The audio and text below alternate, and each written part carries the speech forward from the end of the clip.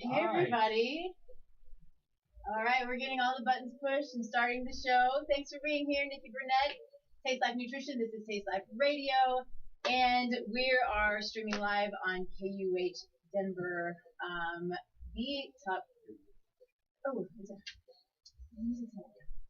so many things to do.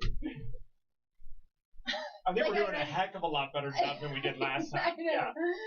It's like I'm hearing music and don't even pay attention. And so thankfully Henry's here to keep me in line, keep us all in line. Henry keeps everybody in line. Yes. Anyway, so streaming live KUHS Denver, the one of the top stations in the country. So it's a good place and good fun. And so Taste Life Radio, we're here to have a ton of fun. We're here to talk dogs and nutrition and health and wellness and truth and all of the things in between and just have a lot of fun with it. But the goal really is we want to make sure that we're giving you the best that we know of the truth today. As I say all the time, science changes, and we want to do our best to stay on top of it. We want to make sure that we're giving you what we believe to be the truth to the best of our knowledge today. Why? Because we have the internet, and we have rumors, and we have the mass media, and we have so much confusion out there. We're like, what's good for me? What's not good for me? What helps? What's good for my dog? What's not good? There's so much that our minds are just, scrambled constantly going, I don't know what to do. And so a lot of times we just don't do anything, right? And so that's what we want to do. So today we've got Matt Rowe. Matt Rowe is a good friend of mine. If you have seen us before, we've done the show together before. We do a weekly Facebook Live called Real Raw Health. And we're really focusing on dogs, although we do a lot of human health and nutrition, and it kind of all goes together because we have a lot in common. So first off, did I say he was with Parsley Pet? I'm not sure if I said that. So Matt's with Parsley. He's the founder of Parsley Pet, which is a functional lab testing company for dogs. Yes, I've been waiting for this forever.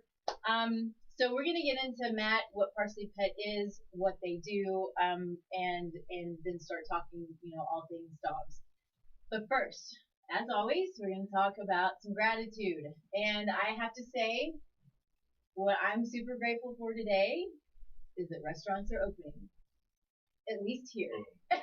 Boom! Drop the mic, we're done. Yeah, it shows that we're going to a restaurant. Yeah, I'm going to go sit on a patio. Yes. That sounds amazing. It really does sound amazing to actually be able to go out and have somebody help us and serve us and do what they love to do, and we support them. Yeah, and tip them really big. Yeah. Yeah. Big tips. Yeah. Good stuff. So if you're going out, you're going to restaurants, we got to start getting the economy moving again. So tip big, have some fun. Let's get out there and let's do what we got to do responsibly, but let's get out. So, what are you gratitude for? I'm gratitude for many things. So, really, one of them is what you had just said. I'm so happy that the world is coming back online, and it almost feels like we're taking a deep breath again and saying, okay, and so too this shall pass, and we're seeing it come to the tail end, and I couldn't be more excited for that. On another note, Nikki has been with me on this journey with Leo.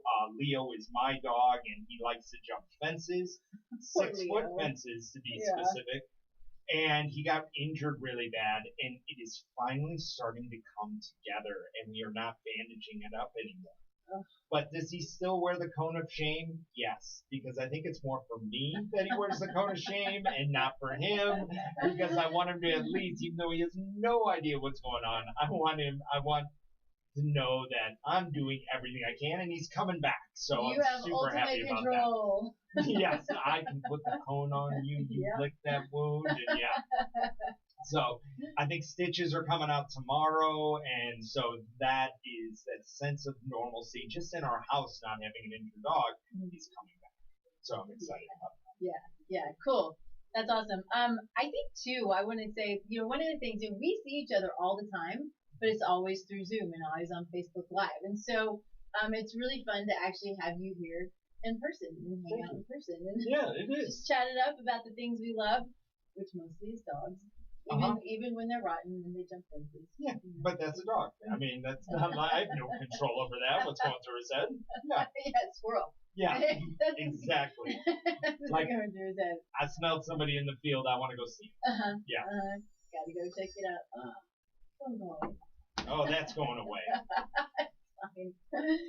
Oh, we are live. It's good stuff. Okay, so let's dig into Matt and his company and what he does. And so really it's kind of, tends to be the way that I start is who you are, why you do what you do, what's your history, all of the good things. And I know it, and it's a really actually amazing history, both for him as well as, his dogs and starting his company. So, hey, Aaron. So this is good stuff. So have at it. All right. So the journey began. We've been in the pet industry for about 7 years. And during this, I ended up going through my own medical issues and that type of stuff. And I started to study why it may have happened. They diagnosed me with an autoimmune condition. And I'm like, this is ridiculous. I'm way too young for something like this to come up. So there had to be a reason. So I started to take a look at nutrition and what I was eating, where toxins were in our environment, and really started to self-educate. And during this, I had done a hair tissue mineral analysis test. And it dawned on me. And I'm like, if we are going through this, this may have been, poor nutrition may have been the reason why I lost my very first loved one, who was Doc. Doc was a Labrador, and she left us way too early. And find out the statistic that 50% of dogs over the age of 10 will die of cancer. And that to me was not something that I was okay with. And so when I started to study that a little bit further, you started to study the kibble industry and what we feed our dogs. And you find out what we feed our dogs are toxins predominantly at the time, carcinogens, all these things that we should never eat. I mean, as somebody told me, they're like, feeding kibble was the equivalent of me eating cornflakes every day. And if I eat cornflakes every day, Nikki, I would not be here. No. Can you imagine? Yeah, you'd be in the hospital room with a microphone going, what happened? You would be excessively heavy. You would have, and malnourished, right? Yes. Heavy and malnourished. Even though they show, even commercials or everything with it, that is supposed to be a complete and balanced meal. Oh my gosh. Well, is that what they say? Yeah, because it has all the vitamins and nutrients that are required on there. But they're all synthetic based. I mean, to make, a cornflake is the same way they make kibble, different ingredients, and we get that. But they're really drying it and killing all the bacteria in it. They're killing all the good bacteria in it. They're killing everything. So it's really just a little flake of cardboard. And so they're doing the same thing to kibble. When I studied this a little bit further, I started to realize that really the way we should be feeding our dogs is a raw-based diet because it's bioavailable for your dog. Your dog, kibble's been around for 70 years, and your dog will not evolve in 70 years. And it's 0.5% away from a wolf, and so it kind of acts like a wolf. It's got those big pointy teeth for a reason, and if it was wild, it would kill a rabbit in the field and eat the rabbit. Or if it's stuck in a fence and gets out. And gets out, right. And he still wanted to go get the rabbit, even though it had this huge cut in his life. Mm-hmm. And so what happens is with that is we started to study this a little bit further, and I said, is there a way to test nutrition in your pet? And lo and behold, the answer was yes. And so that spawned Parsley Pet, and it's really dedicated to Doc and everything that we want on our mission is to improve that statistic that 50% of dogs will die of cancer. And so we want to lower that. We know that dogs can live happy, healthy, and thrive if we feed them right.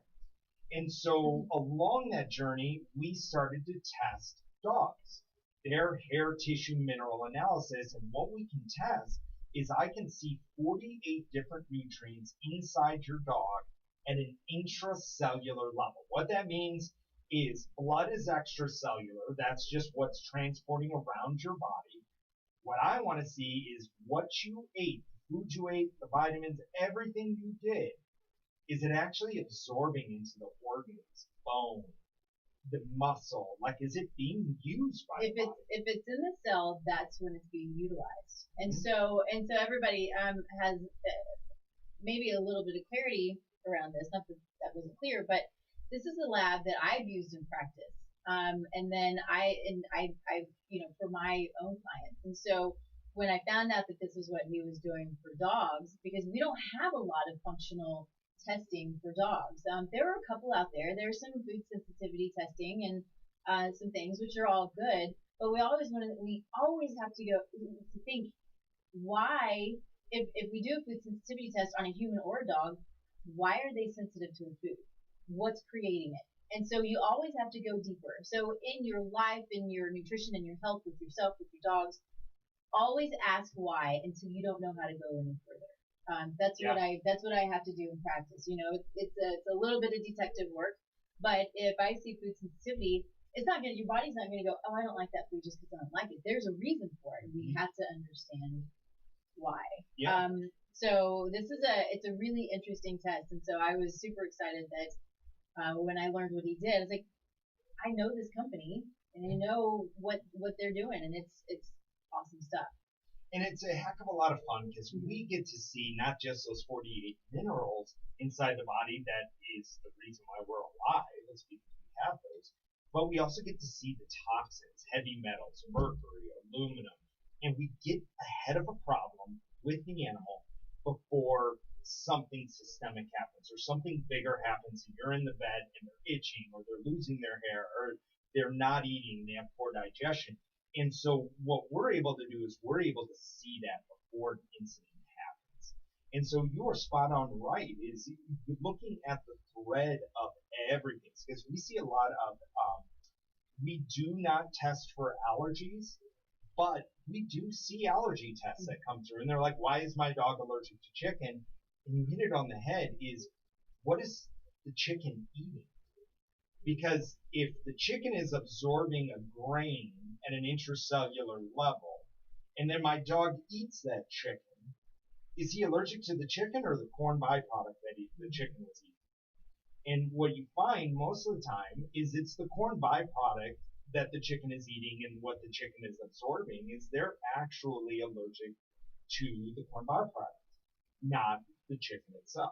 I love that point, because this is, sometimes when a minute ago I said, till you don't know how to go any further, there usually is still more. And so I say this because, he has, the certifications in raw feeding. I've done a ton of research and I've done it for years and years, but I don't have certifications for it. And so I learn a lot, but it's really, it's always so important to just keep learning and have so much fun with it. Mm-hmm.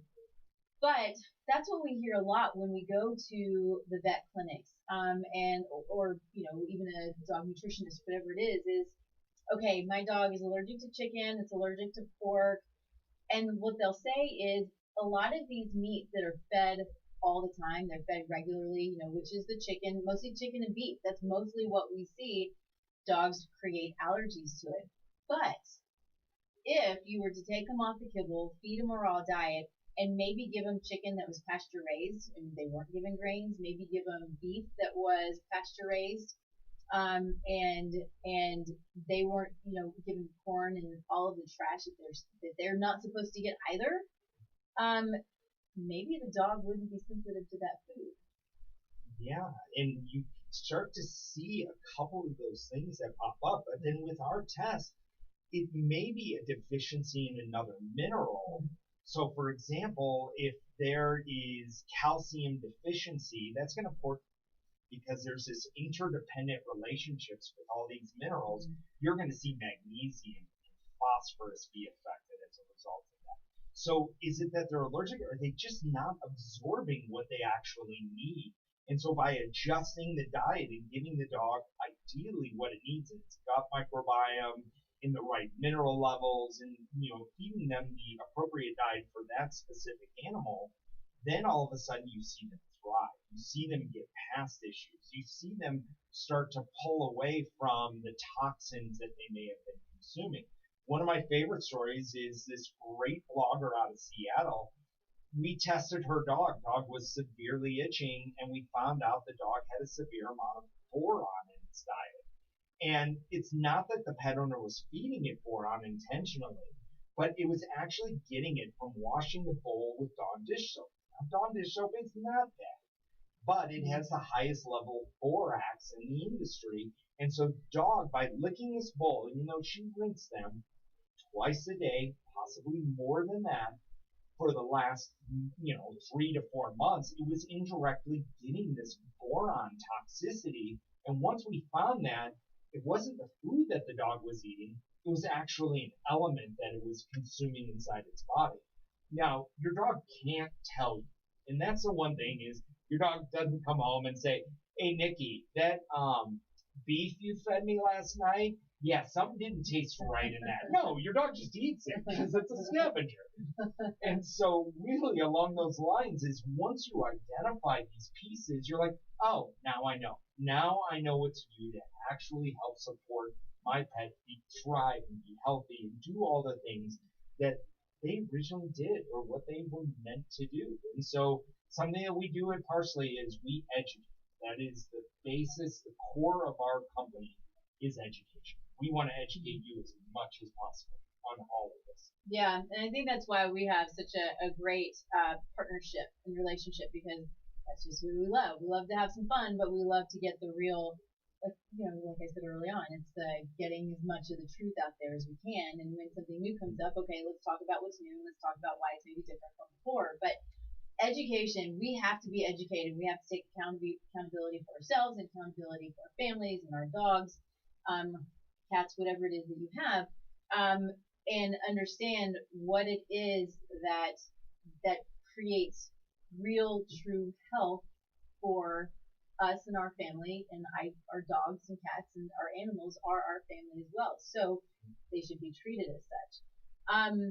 One of the great things, kind of, as you were talking about toxins, is this test can look up, it can find toxins as well. One of them specifically, and I can look for this in humans, is glyphosate. So glyphosate that we all know already is Roundup. We already know that it's been proven to be a carcinogen. And for the love of Pete, I still see it on the shelves. I can't figure it out to save my life why it's still on the shelves. Yes. And why people are buying it. The stuff is nasty. It's a killer. And so if you're putting it in your yard, if you're, if you're buying food that's not organic or that has not been grown, Yeah, grown with organic practices. So I don't care if it's organic or not. Just know how it's been grown. That's what's the most important thing. Organic is just a certification, so government can make their money on it, and that's fine, I suppose.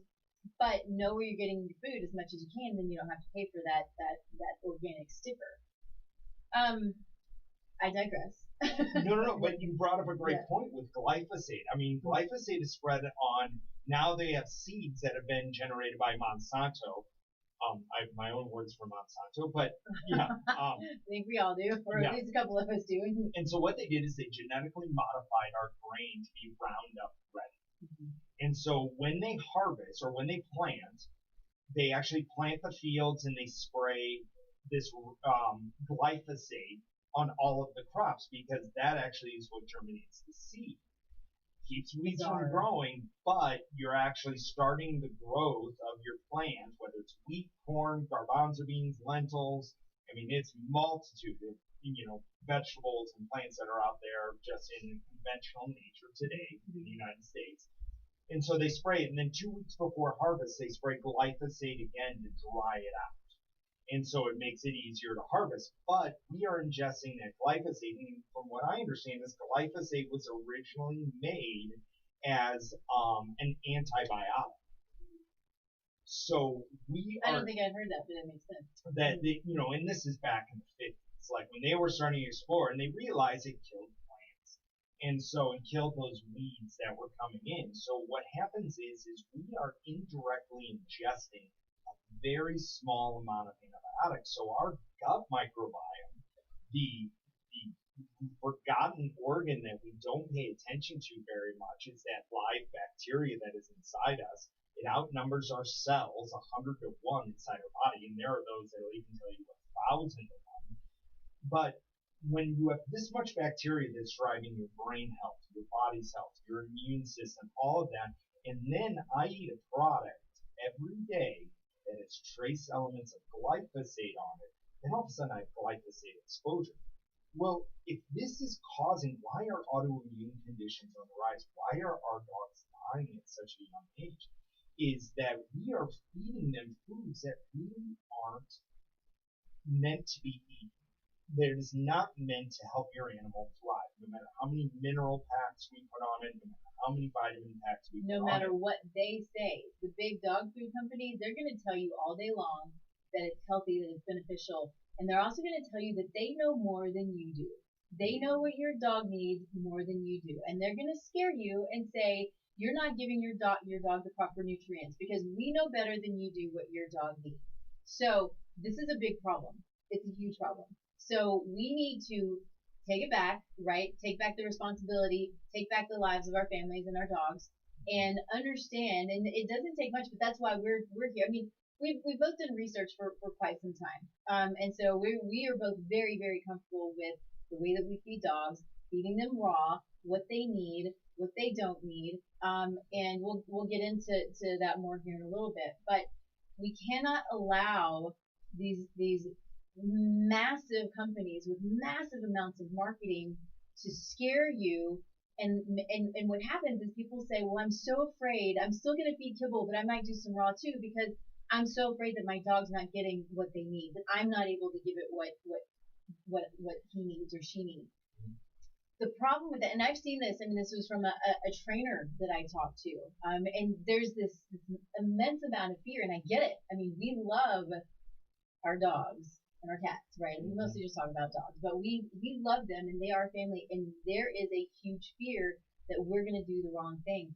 But I'm going to tell you, if you feed them raw and you know a little bit about what you're doing, that's going to be a hell of a lot better than feeding them kibble. It just is. If they're missing something, you know, they're going to go out and they're going to eat some grass, they're going to eat some stuff. But we're here to help you understand what they need, why they need it, how to do it. And if you don't know, if you're afraid, contact us.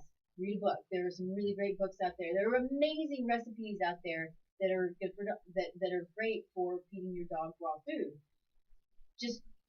We gotta stop living in this fear, and I see it in not just in dog food, but in so many things that we're living in. And so it's about education. When we educate ourselves, then the fear goes away. Right? And we want to, I think at some level, we just want the easy button. We want to scoop it out, throw it in the bowl, not worry about it. They've done the research, and we'll deal with the consequences at the tail end of this.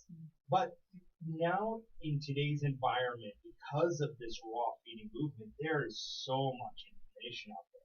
I mean, follow Rodney Habib, follow Dr. Karen Becker. I mean, you're looking at a multitude. I mean, our vet that we have on set, Dr. Lori Kosher, you can follow her at the Healthy Dog Workshop. And so you have all of these vets that are now coming out because, you know, you find out that veterinarians, as wonderful as they are, only receive 7 to 9 hours of nutritional training for all species of animals throughout all of their schooling. And imagine how many different digestive tracts there are, how many different types of animals. You got herbivores, omnivores, carnivores. You know, a doctor, a medical doctor, they don't have any, you know, very little nutritional training anyway, unless they go and seek it. But that's one digestive tract that they have to learn about. So it's pretty intense stuff. And the sad part is you find out that this training is taught by Korean. Well, Mars, Nestle. Kind of makes me throw up in my mouth. That's why you see in a vet clinic is they have a Wall of Hill science diet. Or Keenan, Royal Keenan they put there. Is because that's who sponsors their training. So they're indoctrinated with that. But then now what I love is that you're seeing this whole new life come out and emerge because of what is happening to our pets today. And so if we can continue to keep pushing this and keep feeding raw, and raw feeding is, was taught to me my mind mentor, Casey Maxwell, and she basically said, Matt, it's really easy. Your dog is wild and ate a rabbit in the field. What's in the rabbit? Bone, organ, muscle meat, fur, soil, and you can mimic the muscle meat, the bone, and the organ. And one of the things that we see in most diets when they're generated, because we get that internal look if it's right or not, is a lot of people are missing the bone and organ. Mm-hmm. Yeah. Really, really important. Oh, my raw feeding producer, Raw Dog Food Company, just came out with brain. And I was like, oh, Dee Dee, you have brain now. And she goes, oh, yeah. And she was all excited about it. And I was like, that's going to take me a couple months to get my mind wrapped around feeding brain to my dogs. Well, but if yeah. you can do tripe. Oh, tripe is terrible. Then you can do brain. My wife finally said, tell me the hour before you actually make the dog's food and just don't. You can't clean it enough to get that smell out of the house. No, it's bad news. Yeah, it is. So let me take a quick Twix. A Twix. We're at the Twix. Yeah. As we talk about the healthy eating, we're like, let's get those Twix out. Yeah, it would be ironic. Okay, we're going to take a quick break to talk about a sponsor who I love and appreciate. So it's a company called Rightful, and this is a human company, although I wonder if we can give it to dogs, but I haven't really dug into it.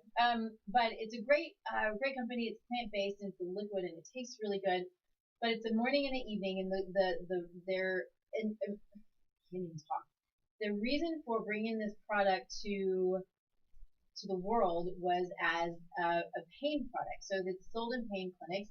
It's a natural product. It's in the natural world, but it's working so well that they're actually selling it in pain clinics and giving it to their patients. So it's a turmeric-based product and works really well for pain. Obviously, it will take a little bit of time.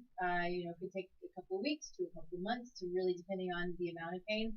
But it's plant-based. It supports the adrenal glands. It supports focus. It supports sleep. It supports multiple areas. And so what is so fun about it is, although it started out as a pain reduction product, they are moving out and doing studies on all of these other things like focus and like, sleep. I think I noticed sleep, and I don't sleep poorly, but I noticed it within a few days, and some say they noticed it immediately. So there's some things, so it's got a little bit of CBD in it, but it's a great product. I know, not personally, but I do know at least one of the developers of it. Functional medicine practitioner, awesome stuff. So I love this product. So if you are interested, and I hope that you are, because they're really out there to do the right thing. It's called Rightful, so go to rightful.com and put in the code TLN, like Taste Like Nutrition, TLN20. And then do a discount. I think I'm going to need to purchase that. Okay. Yeah, because sleeping is like one of those aspects that if I haven't been sleeping well for the last 2 weeks, and I don't know if it's fun. It is no fun. And so if they have a product out there that can actually help with that, I think it's worth the experiment. It's worth trying. Yeah. That's so. We'll talk after the show. Yeah, let's do. Making that sucker happen. The thing that I appreciate, and I say this pretty much all the time, is I always have a little bit of an issue with focus. I'm always in my computer and I'm always working, but it's the jumping around and checking the email and all of these things. And so that's something that I've been working on personally, but this is sort of in my toolbox, and I noticed that it helps me to focus and to finish tasks and then move on to the next task. And so we'll talk about a couple other things that I do as well that I found have worked really well for me. It's really fun when I notice that I'm on point and on target and not feeling squirrely, right? Yeah. It's not a fun feeling to feel that way. And so working on my own things, but it's a good feeling to do that. So awesome. Yeah. Okay. So we started to get in pretty deeply into why raw over kibble. And so I want to dig more into that, and dig even deeper maybe into kibble. One of the things that and you already sort of alluded to this, but I think I really want to make the point, because it's a heartbreaking situation when we don't understand how deadly, literally deadly, kibble is.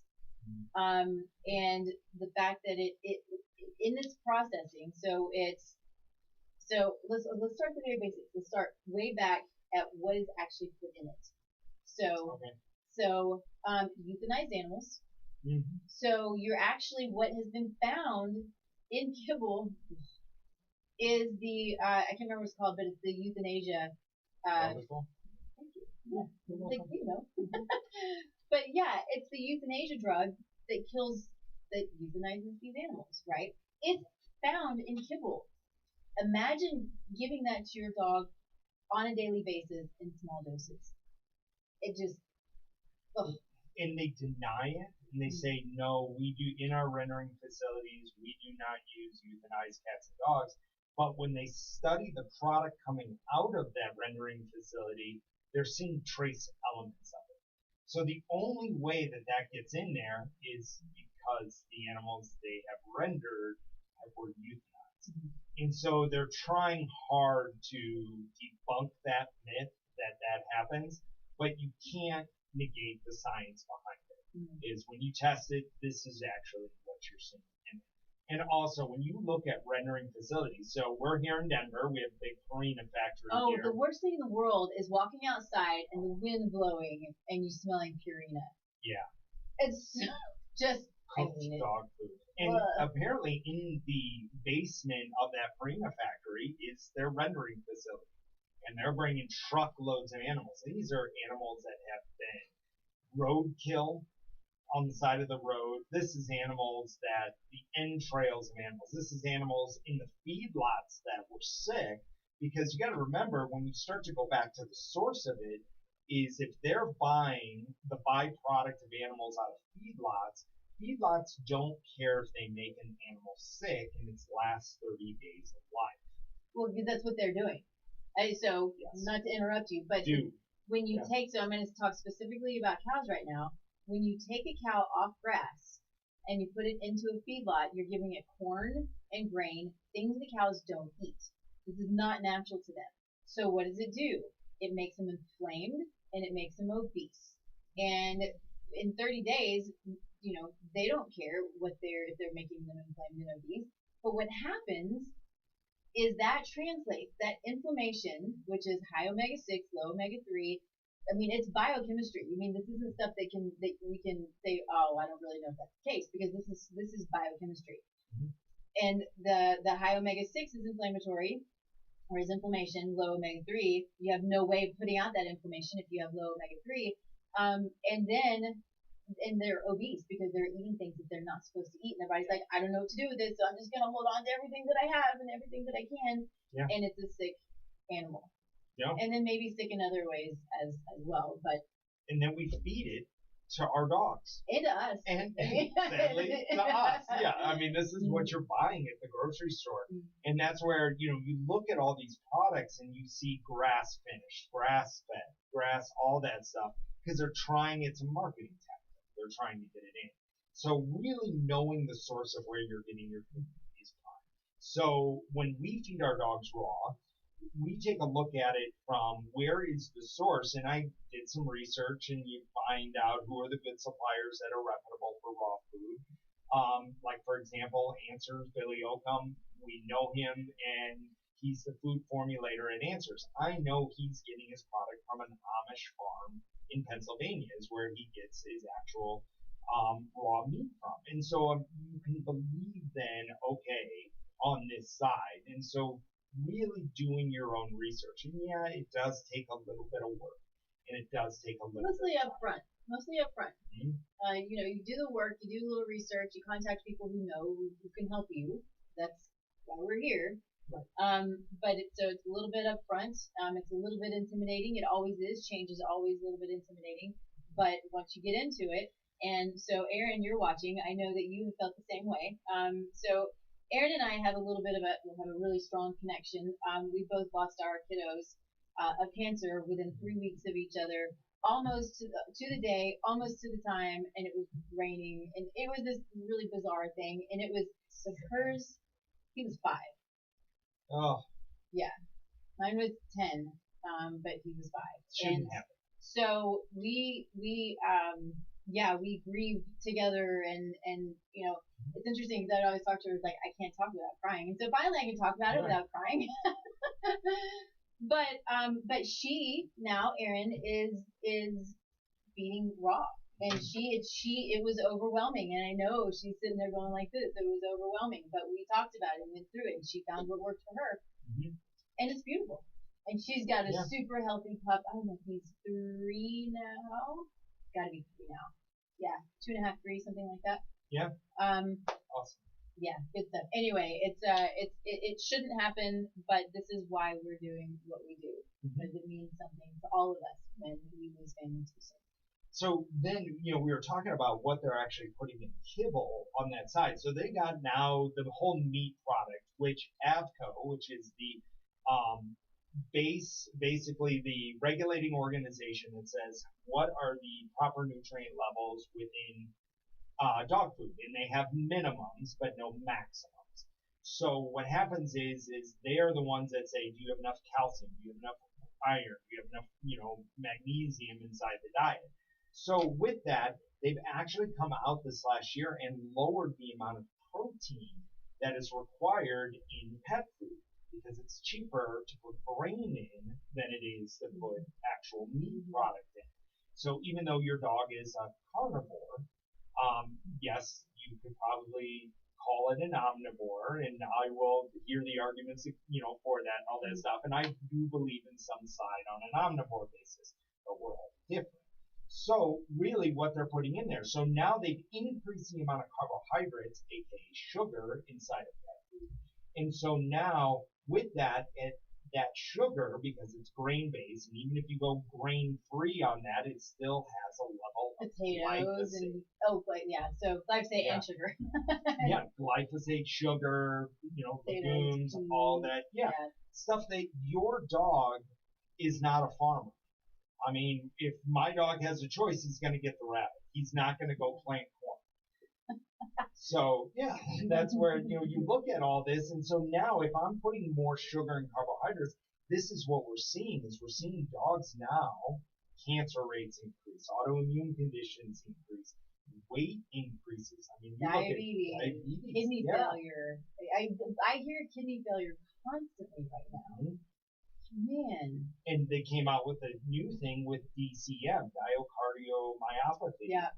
And they're, and really it's because of a lack of taurine. So let's explain that a little bit, because I want to make sure that we're clear on this, because this is it's fairly recent, as of last probably 6 months that it's kind of come out, right? Give or take. But what he's talking about, if you don't know, is the kibble. They're talking about the grain-free kibble, and the grain-free being the problem because it's missing taurine. So it's creating this heart issue, this DCM, and they're not looking at the dog food, the kibble. They're not looking at anything. All they're looking at is, oh, well, it's grain-free, so it's the grains that not having the grains is bad for the dog. It's so backwards and misleading and misinformed. So carry on. No, and you hit it on the head. It's just misinformed information when you come at. When we work with our vets that we have on staff or other holistic vets that we know, they start to point to the highest level of taurine that you can get from food is from the heart. So when your dog actually eats organ meat, it's actually indirectly getting taurine as a result of that.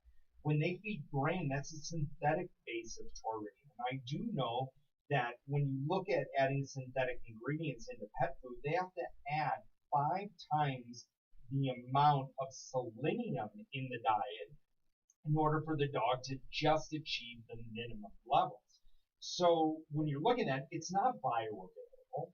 And was the taurine that they were using in a grain-free diet, were they not using enough? Were they not using the right level? But one thing that you can do to keep DCM from happening is feed raw and feed organ and not get pulled into that side that, oh, the reason why is you didn't feed a grain-based diet, so we want to put you back over on this prescription side, or we want you to do this, or coming at it from that side that where it's like, no, I don't want to feed my dog the equivalent of cornflakes every day. Right. That's not good for them. And you have to sometimes, you got to fight a little bit because and this is, I'm speaking for myself, but I would imagine that a lot of people feel this way. And this is before this is years ago. So it's before I before I knew as much as I know now, but I'm still learning every day. But my dog developed pancreatitis and took him to the vet. And there were probably multiple reasons for it, but one of them, when I reached out to a holistic vet, he said he thought it was due to vaccines. Too many vaccines created it. So there are a number of other things. And know this, just on a side note, that cooked fat. So if you're cooking, literally cooking for your dog and not feeding raw, that cooked fat creates pancreatitis. They don't do well with cooked fat. So there may be certain situations where we want to cook their meat, drain off the fat, things like that. But I would say in most cases that's not the case, and it's just easier to feed them raw. But they can do good health. They can do fat. Dogs need fat, but it's got to be raw fat. On that though, so when I went to the vet, and I believe at the time I was doing both raw. No, I think maybe I was only doing raw at the time. Maybe a little bit of kibble here and there. But she was trying to tell me that because he had pancreatitis, that he needed this special prescription diet. Of course, it was in a bag, and I told her no.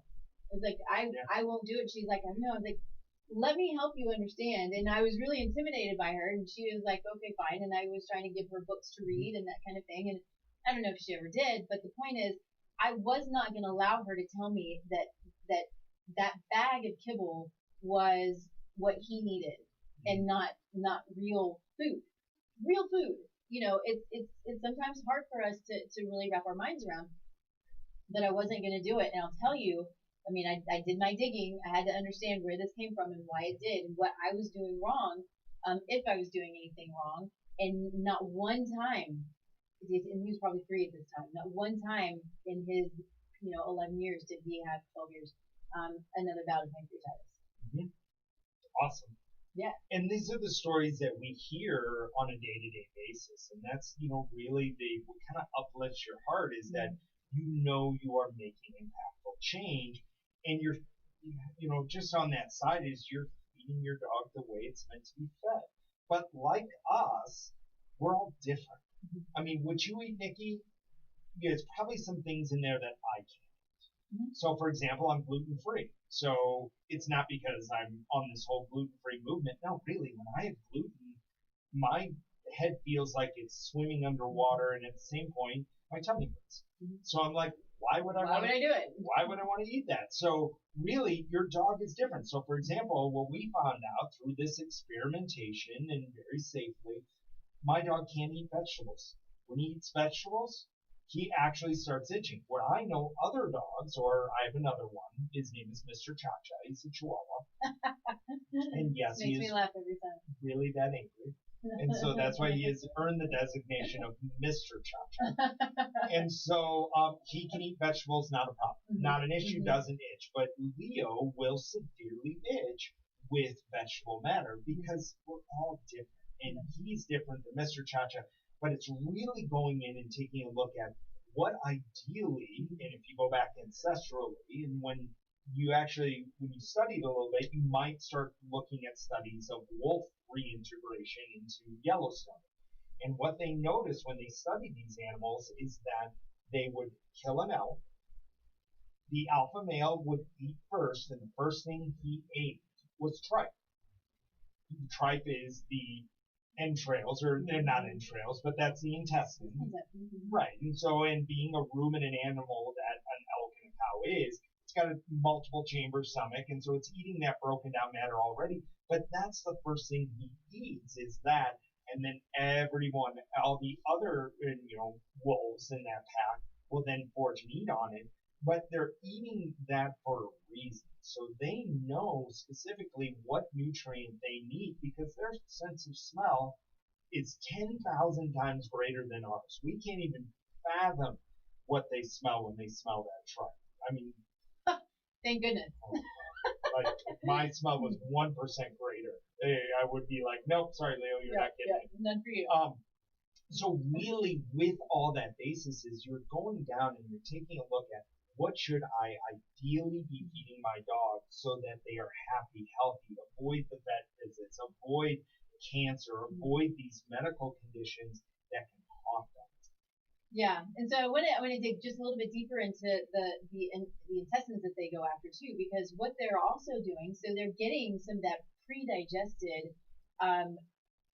material, right? So it's the grasses and the things that they're eating, which is fibrous, but they're also getting digestive enzymes and they're getting probiotics. So these aren't things that they're typically getting in their, okay, it may say probiotics in their bag of kibble, but do you think that live bugs are going to live if they're heated to 700 degrees? It's a joke. It's a huge joke. So we want to think about that and also think about, what Matt said a little while ago was hair. They would eat hair. Now, typically, I don't go out and find, feathers and hair for my dogs, but that's in part why the vegetables are there for a reason. Now, I believe that some vegetables, have some, nutritional benefit for our animals, but they have to be broken down very small. Potentially, I know Matt, he says to cook them. Sometimes I do, sometimes I don't, but I certainly put them in a food processor. But they have to have that fiber to allow their body to work properly, just like we do. And typically it would be hair or feathers. So we have to, it's an understanding of what they would eat and why we feed what we feed in the kitchen, which is not always the same, but we want to try to make it the same as best we can. Right. And with everything that you do, I don't care if you're doing chess or all of it, there are extreme natures to it. So if you're sitting in front of me, I draw a bell curve. And on the left of that bell curve is everybody that feeds kibble, old Roy, on the far left. Whoa. Oh, God, that's terrible. And then on the far right are these extreme raw feeders that are actually feeding a prey style. So I know individuals that will have a whole rabbit, freeze it for 3 weeks to get all the pathogens out of it, and then throw it in the backyard for their dog, and that is dead. And so you don't need to go that extreme. There are great raw food suppliers out there that you can buy it very easily, and when you actually prepare it and you kind of get in the flow and you do your research on it and your homework, I can prepare a week's worth of meals for both of my dogs in about 30 minutes. Yeah. And everything's done. It's all raw and its own little individual containers and all that stuff. And so it really made it easier for me. And I have 2 teenagers, and life gets really busy with everything that you do, running a company and feeding and doing all this stuff. You want the easy button as much as you can, but when you start to dig a little bit in it and you get past the first layer, you find out it's very easy to feed your dog raw. Yeah.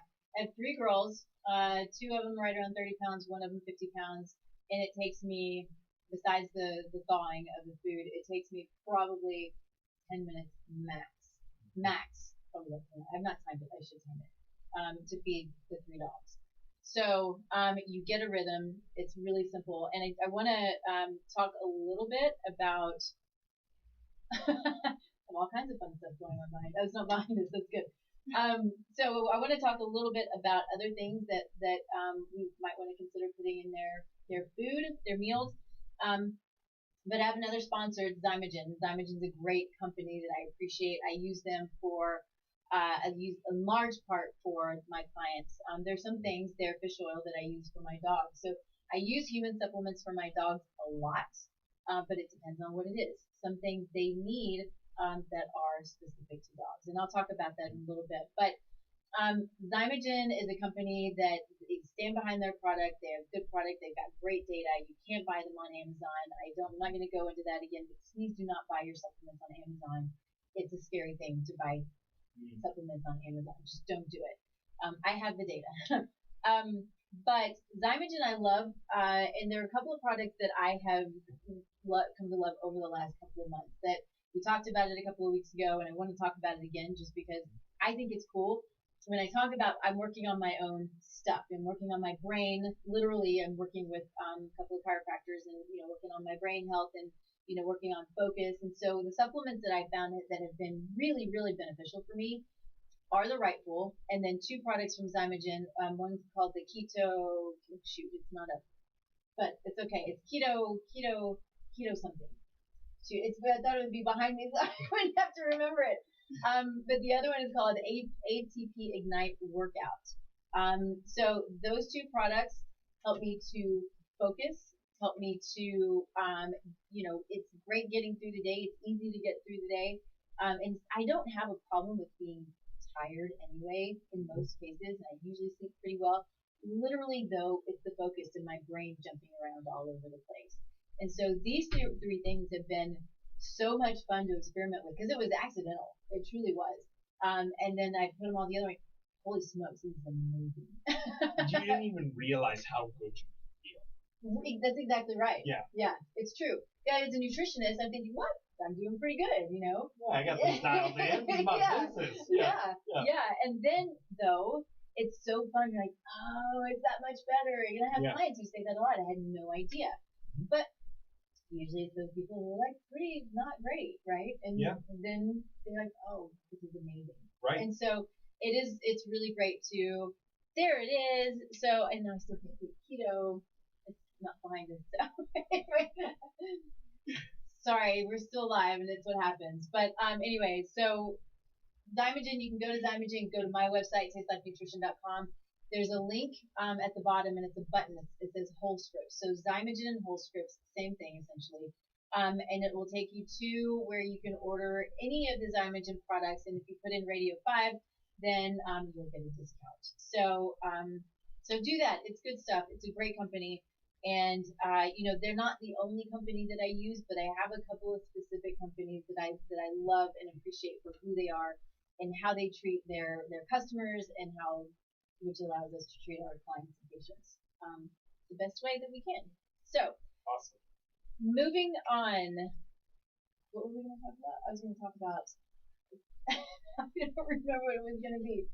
But I had said it just before we moved in, but it's fine. We're talking about different types of food to feed your dog.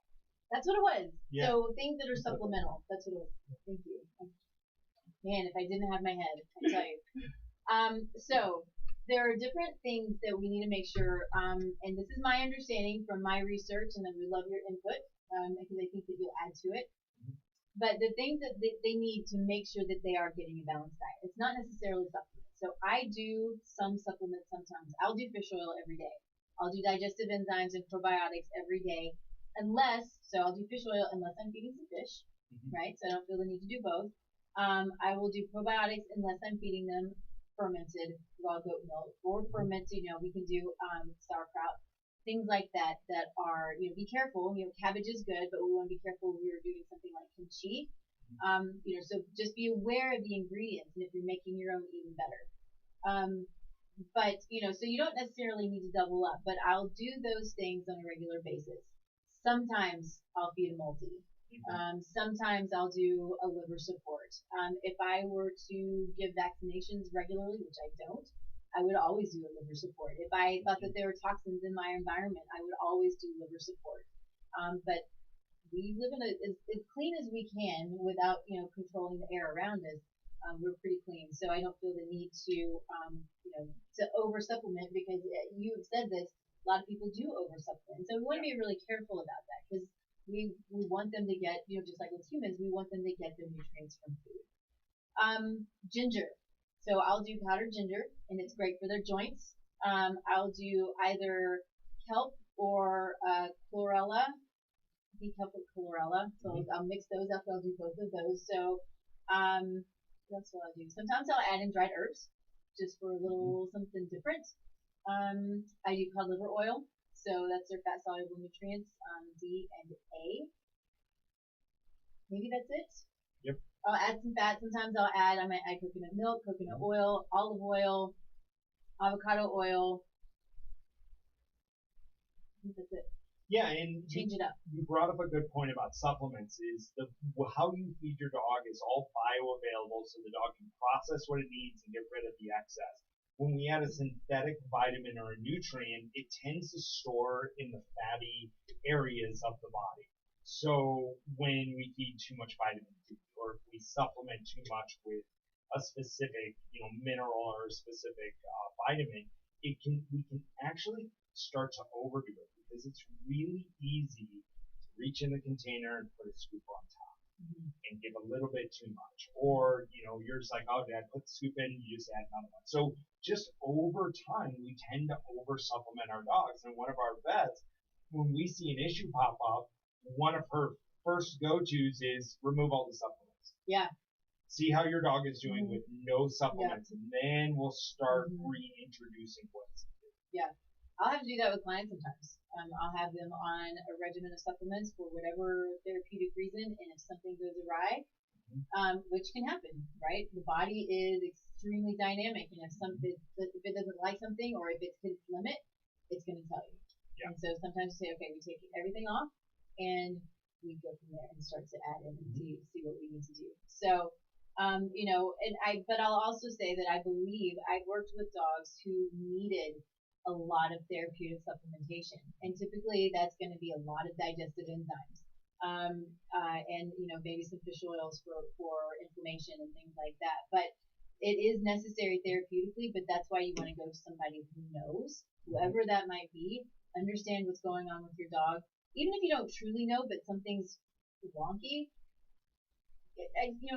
Go to the vet, get the information. But I've seen dogs where nobody can figure it out, and really it's just balancing their diet and feeding them what they need. So much of it, it's not simple, but it's a lot more simple than a surgery or excessive testing when we still can't figure it out. So, anything you want to add to that? Because we are running to the end of our time, and I want everybody to know where you can be found. Well, you can always find us at parsleypet.com, and you can order the nutritional blueprint, and it's a very simple test. All I need is 1 tablespoon of your dog's hair, and there's information galore on our site about how we actually get this data from hair. It's a very comprehensive study. We can actually take a look at parts per billion in regards to those mineral levels that you need to. So go to parsleypet.com. You can also follow us on Facebook and Instagram. We're always doing shows. We have a show this afternoon. We do. Facebook Live at 4 and 4 Mountain Time. Definitely go to Nikki's Facebook show. This one's going to be fun. We're going to be doing games for our dogs. And so I'm so looking forward to this. I have a Catahoula that cannot sit still to save its life. And so I'm going to make up 2 or 3 different games. And I actually was thinking about it is put his own Facebook Live on my phone. So now we're going to do a 3-way with Leo playing the games on one of them. That's perfect. We're going to have some fun with this, and we're going to you'll see how intelligent a Catahoula is, that he can actually untie knots. Like it is, it's good some days. So definitely follow us, just get to know us a little bit, get to know in regards to all the education we do. We regularly host events, and I'm going to have a new class coming out talking about toxins, from mercury poisoning to aluminum poisoning, and what different things you can actually give your dog. For example, mercury is cilantro loosens it up. Once you put a binding agent with it, the actual mercury will leave the body instead of constantly cycling through. So all those things that we're going to be doing with it. So definitely follow us over at parsleypet.com. Good stuff. You won't exasperate our education. Yeah, you want to go. There are a lot of, just like I said in the beginning, there's a lot of information out there when it comes to our own health and our animals' health. And I think it's not taking the time, because taking the time is not always the hard part. It's knowing who to go to, right? And so the places to go to, anything that I do, I'm going to make sure is as backed as it possibly can be. Go to Parsley Pet, go to Rodney Habib, go to his site, watch his videos, and Dr. Karen Becker. Those are the 4, and I know there are more. There's a lot. Yeah. So those are the ones that I know for sure that are easy for you to go to, and you can get information about, I don't know, all kinds of stuff. Everything you can imagine. Right. If you follow Dana Scott. I mean, there's one thing that's great about stepping into just 2 of those. is they will point to other individuals that you can trust and keep following that thread. And the thread will be endless, but as we both found out, it's fascinating and it is a hell of a lot of fun, and our dogs benefit. Yeah, we want to keep them around as long as possible. So, all right. So you can find me on tastelifenutrition.com. That's my website. You can find me, of course, on Facebook, on Twitter, on Instagram. I do my best with those things. It's not always easy, but we're working through it. So feel free to post questions, to reach out. Let us know if there's anything that you need. If there are topics that you want us to talk about, whether it's human health and nutrition, animal health and nutrition, then let us know. We're happy to jump on and talk about it. So yeah, I hope you all have a wonderful day. The sun is amazing. A beautiful weekend. I hope everybody had a wonderful Memorial Day weekend and that you hugged a soldier. And we'll just see you in 2 weeks. All right. Thanks, everybody.